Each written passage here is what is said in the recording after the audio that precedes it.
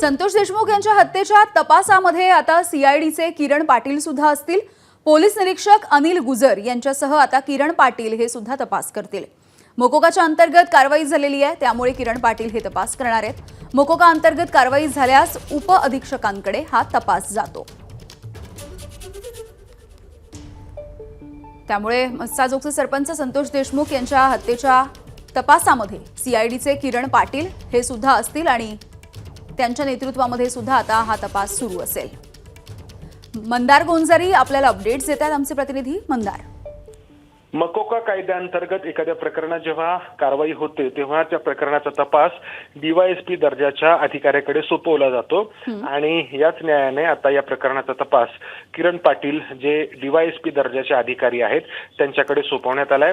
आतापर्यंत या प्रकरणाचा तपास अनिल गुजर करत होते, जे पोलीस निरीक्षक रँकचे होते।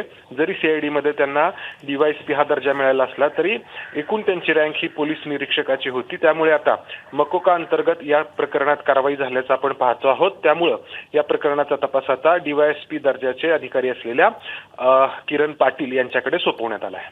अगदी मंदार, धन्यवाद या माहितीसाठी। एबीपी माझा, उघडा डोळे बघा नीट।